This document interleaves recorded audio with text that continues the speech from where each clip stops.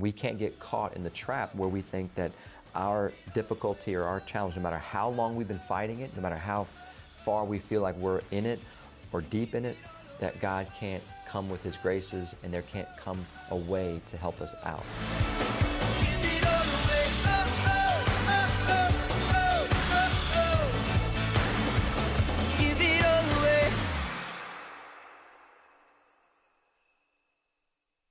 Just came back from this conference, NACFLAM, and I was talking with a gentleman from the Archdiocese of San Francisco.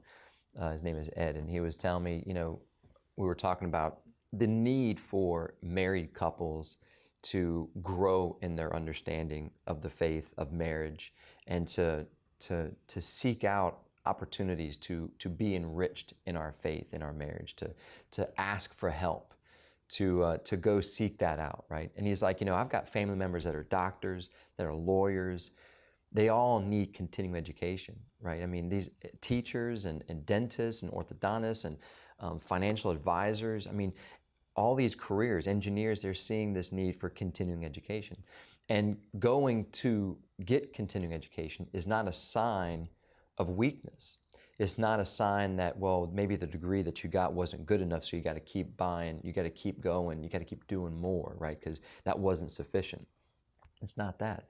It's that we continually need to invest and reinvest in our understanding of God's plan for marriage and how to live that out and what happens when things are challenging, where to go to when we're having a hard time budgeting our finances. To seek out help in that area.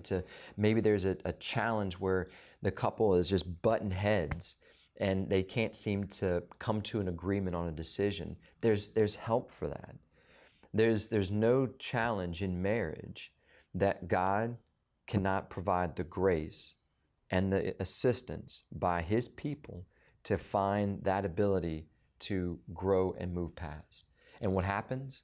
When we allow ourselves to grow in that area, we become then part of the body of Christ who's able to go out and find other couples who are struggling in that area and say, I know exactly what you're talking about. I've been there, but I'm telling you there's hope and there's a way.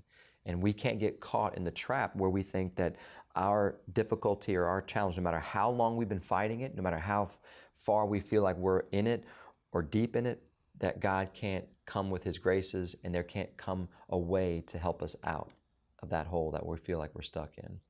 So God is with us, and we need to not think that when we ask for help in marriage, that that's a sign of weakness, but actually that's a sign of strength, of your commitment to love and to love with all your heart, all your mind, all your strength, all your soul. Not only God, but your neighbor, especially your spouse.